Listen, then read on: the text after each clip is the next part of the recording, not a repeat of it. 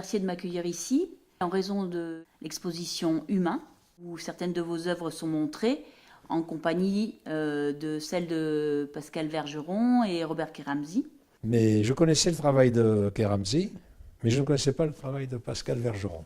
Le lien qu'il y a entre vous trois, c'est l'apparition des personnages, Oui. Arriver à faire naître des personnalités Oui. aussi. C'est ça qui est Oui, surprenant. oui, absolument. C'est-à-dire que pour Pascal Vergeron, le visage humain, ce n'est pas un objet. C'est-à-dire qu'il y a réellement chez elle une étude assez approfondie des effigies, des traits. La psychologie n'est pas étrangère non plus au travail du peintre. Il essaie en réalité d'aller au fond des êtres. Voilà, et de soi-même d'ailleurs. Il faut arriver à trouver le poids plastique du choc émotionnel qu'on ressent devant les êtres ou devant les choses. Le jour où je suis tombée sur son travail, je me suis pris une claque, une énorme claque, parce qu'il me semble que dans sa peinture, il y a tout, quoi. Et c'est surtout, je pense que je suis plus impressionnée par la force de son trait et le dialogue qu'il donne dans sa peinture, dans la peinture propre, que dans la conception de ses visages.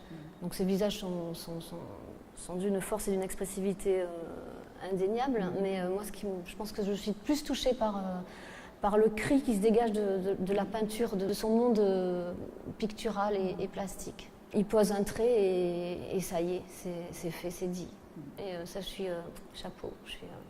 Je m'agrippe encore, je pense, à des choses inutiles, à des liens inutiles. Que Kéramzy, alors c'est autre chose parce que naturellement, lui, c'est une sculpture, c'est la présence et du corps et du visage, plus que chez Vergeron ou moi. Voilà, chez Pascal, il y a aussi le visage et il y a aussi les mains, j'ai trouvé, qui sont très les mains, présentes. souvent, oui, c'est vrai. Qui accompagnent. C'est vrai. Aussi quand même dans vos peintures, on les trouve Oui, les mains. fréquemment. Oui. Elles ponctuent aussi par leur couleur l'espace. Oui. Oui, parce qu'une toile, présence naturellement, physique humaine plus importante. Oui. Il faut, si vous voulez, qu'il y ait l'impact. Bon. Parce qu'évidemment, la peinture ou la sculpture exagère les choses.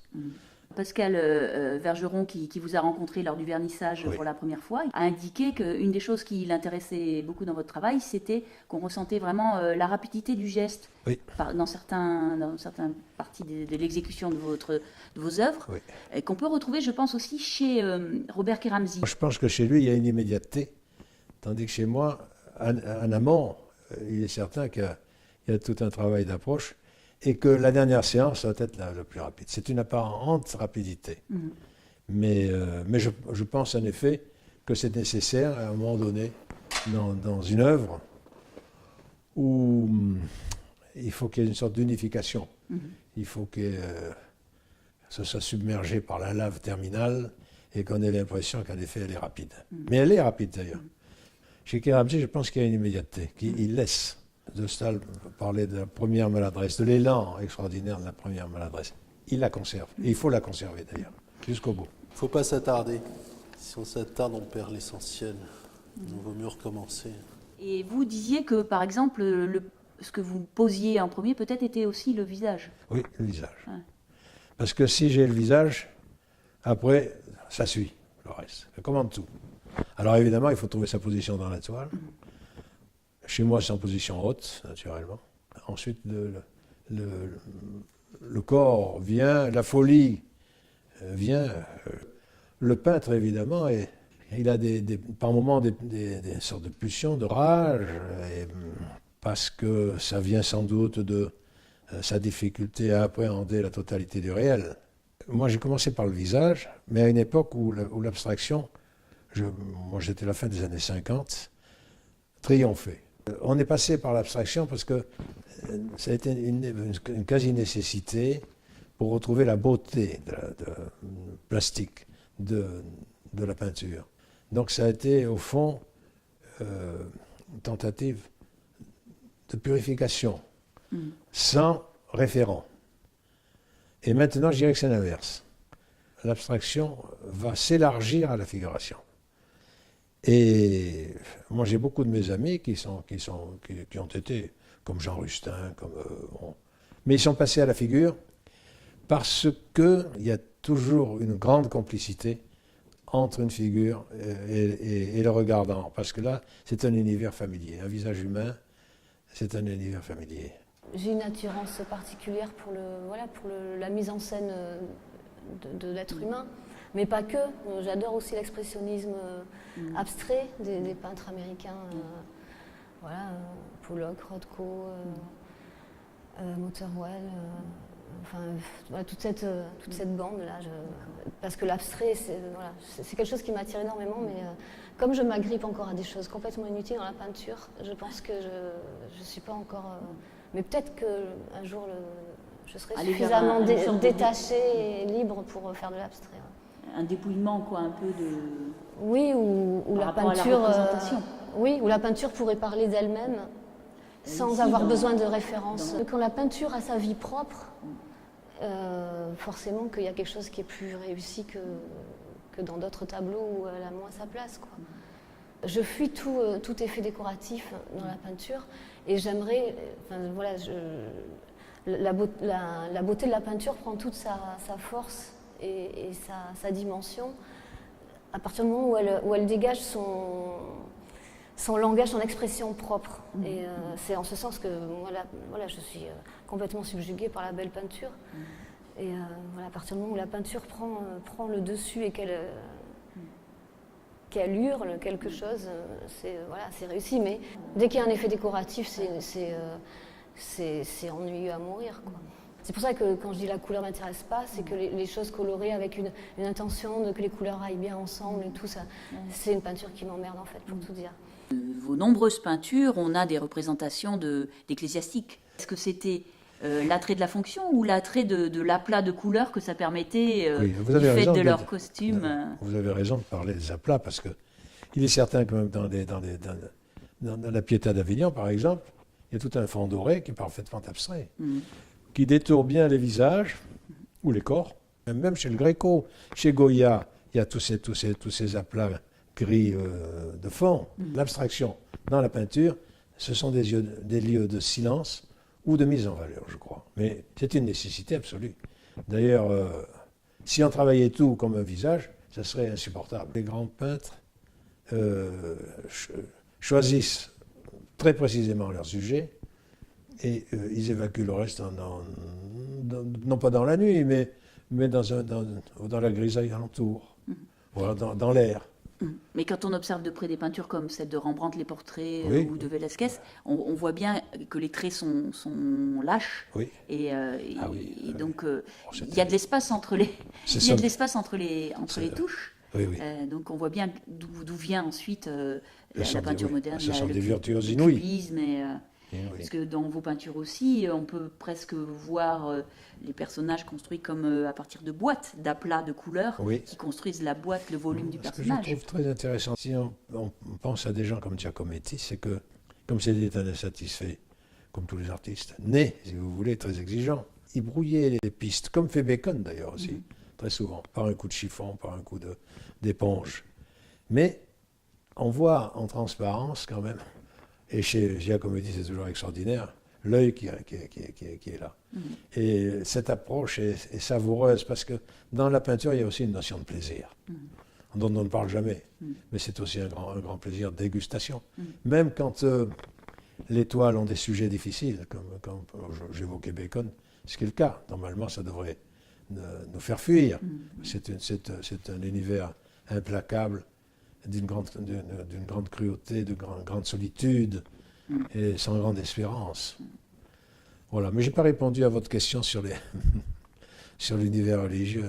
J'ai été très partiellement élevé par les bons pères, et aussi par une famille très pratiquante, en milieu mauriacien. Et Mauriac n'était pas étranger à l'affaire. Donc voilà, j'ai appris le dessin avec mon professeur de dessin, qui était un personnage absolument incroyable. Et cet homme inouï m'a appris à dessiner en très peu de jours. Ah oui. D'ailleurs, c'était ça. C'est lui qui vous a appris à dessiner ? Ah oui, oui. Vous ne dessiniez pas chez vous ? Si, j'ai toujours dessiné. Oui. Mais sans savoir, c'est comme ça, de chic. Il nous a appris à dessiner comme un cubiste d'abord, premier temps. Ah oui. Donc, si vous voulez, par grand plan, forme géométrique, etc. Et ensuite, plus on allait dans le temps, on se rapprochait d'un... Un visage, c'est au fond une somme d'angles, d'ouverture d'angles, dont il faut apprécier très précisément le degré. C'est Alors, bien les soutanes qui les vous, soutanes, qui vous si vous voulez, intéressent. c'est à la fois. Oui, C'est vrai, vous avez raison de le dire, parce que c'est des masses de couleurs quoi, qui Voilà, sont c'est ça, présentes c'est ça. sous Voilà. les yeux. c'est très simple, c'est Ouais. une forme très simple, Mm. et puis ce sont des robes en réalité. Mais donc, la couleur me plaît, moi. Et je suis fidèle à Matisse, il disait que 1 mètre carré de rouge est plus rouge que 5 cm carrés ou 10 cm carrés. Donc c'est vrai que là, je me fais plaisir avec un cardinal parce que j'ai 1,50 m de hauteur de rouge. On le voit, et ça me plaît. on voit que ça vous fait. Ça me On le plaît. Et le ressent. rouge. On ressent le plaisir de la couleur, d'être dans la couleur, Oui, oui, dans les aplats, mais dans les replis aussi. Et la couleur. Oui, oui, Même le noir, c'est de la couleur qui saute aux Oui, yeux là. mais vous savez, notre compatriote André Lotte a dit que, je crois, que le noir était un bleu d'éternité. Et c'est pas mal parce que l'éternité, c'est le silence. Vous finissez souvent Par le noir. Par le noir, oui. Oui, je commence par le visage. Ouais. Je vais vous dire tous mes secrets, Oui. qui n'en sont pas. Hein. Commence par le dessin. Le plus dur, c'est de trouver l'emplacement de la tête. Mais je ne peux pas travailler tout comme un visage. Oui. Là, c'est là que je travaille le plus. Quoi. Mais pourquoi? Parce que ça vous ennuierait ou parce que... Non, parce que, comme je disais tout à l'heure, on a besoin, je crois, de beaucoup de... Il faut laisser sa place à l'infini. C'est-à-dire que si vous finissez trop, tout est bouché. D'accord. C'est comme un tricot qui serait bien fait, mais on ne peut plus y entrer dedans, tellement c'est serré. Donc là, il faut laisser l'espace un peu. Parfois, on a l'impression qu'on va se cogner au bord et... Je me suis, oui. Voilà, et ça serait bien d'avoir un format plus grand. J'essaie d'occuper le maximum de place dans la toile. Et quelquefois, c'est vrai que ça aurait presque tendance à sortir. Après tout, en plus, ça organise l'espace, même ailleurs que des tableaux. La pose assise a quelque chose de majestueux. Si vous mettez la main sur un accoudoir, Là, on on retrouve pense à la majesté. la si vous peinture voulez. de Velázquez, du pape Innocent X, Oui, oui. avec sa main. Oui, Comme alors ça, moi je dis, oui, j'aime beaucoup évidemment Velázquez. Cézanne disait avec juste raison que c'était vraiment la plus grande main qui ait jamais existé. Il y a des papes antérieurs. Hein. Il y a le Gréco, enfin bon, c'est d'une modernité inouïe. Et alors, évidemment, comme j'ai beaucoup exposé en Angleterre, on m'a dit, ah mais vous avez rencontré Bacon, je ne l'ai jamais rencontré.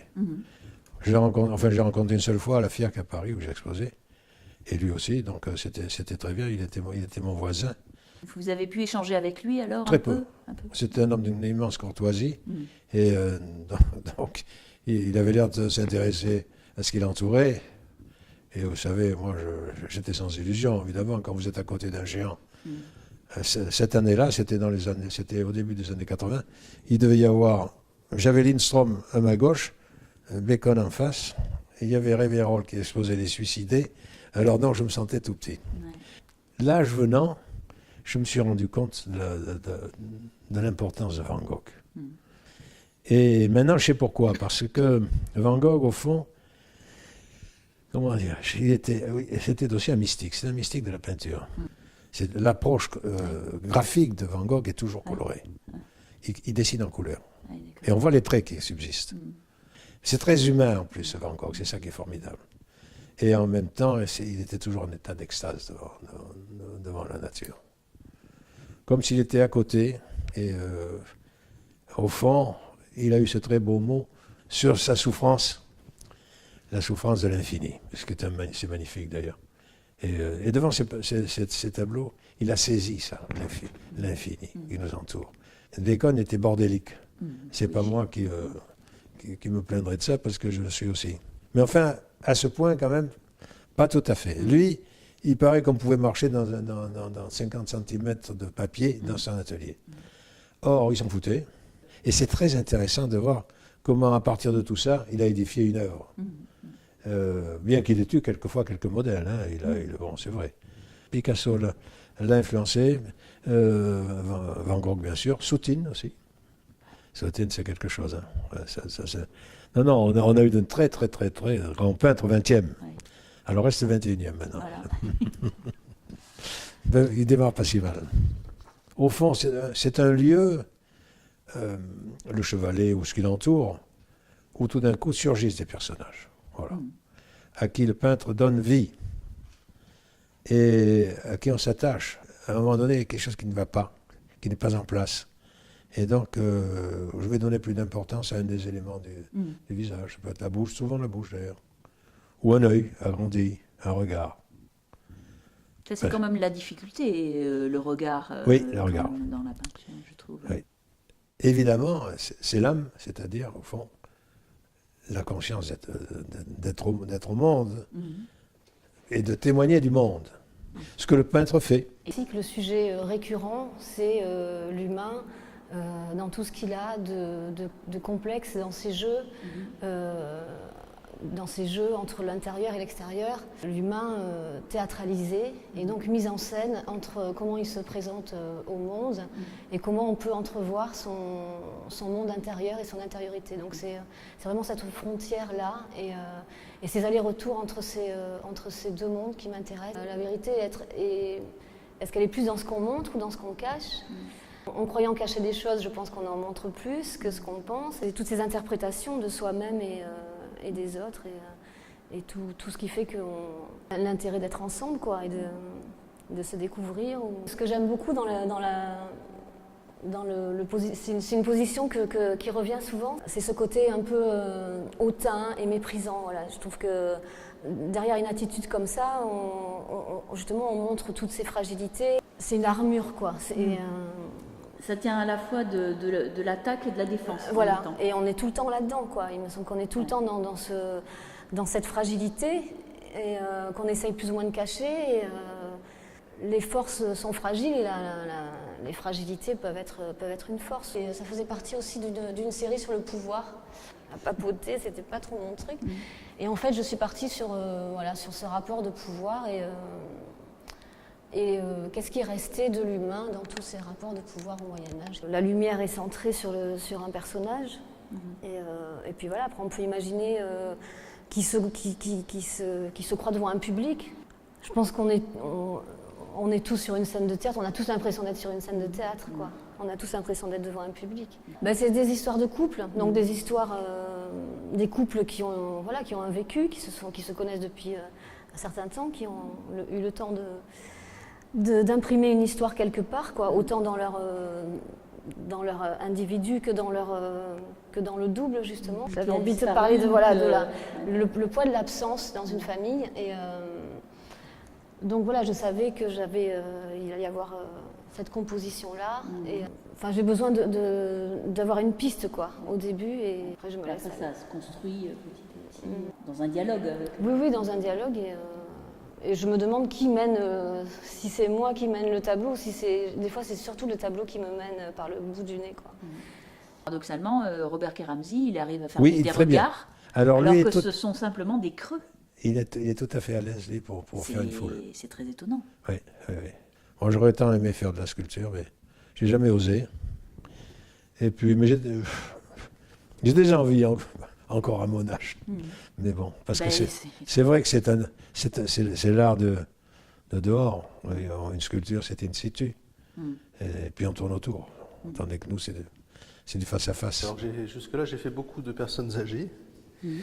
Et là, je vais m'essayer un peu aux enfants, même peut-être.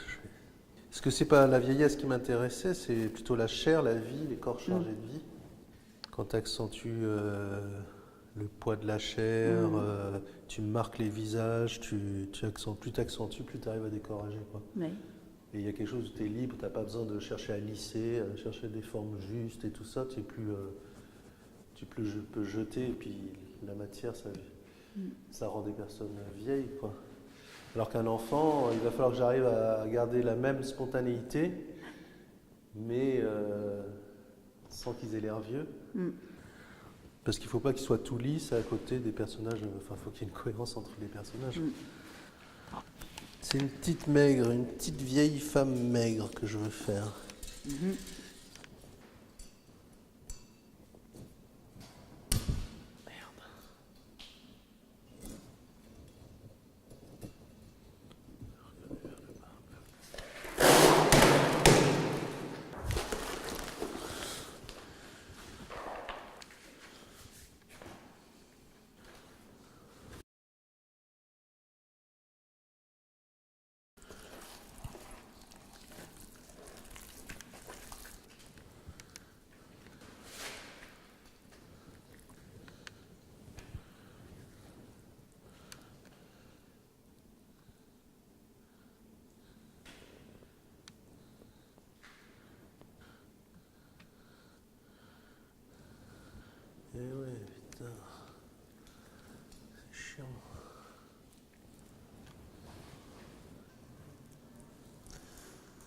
Bon, ça le fait pas du tout là.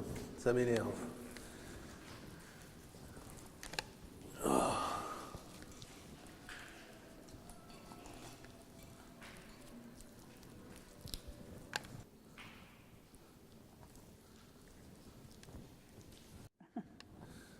Non, non, mais ça va, elle arrive, elle arrive.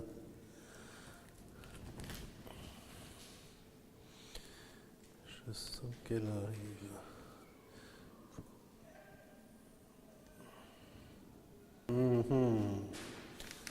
Ça y est.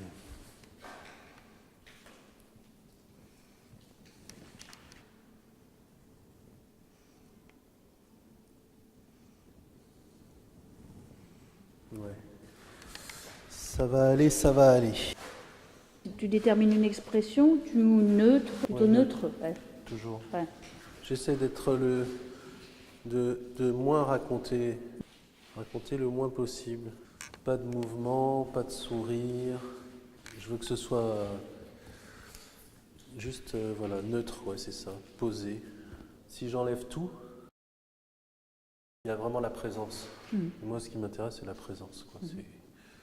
C'est qu'il soit vraiment et qu'on se le prenne. Moins j'en raconte, plus les gens s'en racontent, en fait, sur eux-mêmes.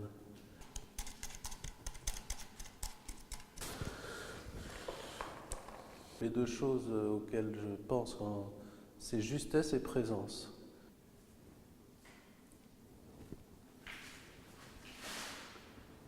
Elle est aussi grande que le papy. Elle est plus grande que le papy.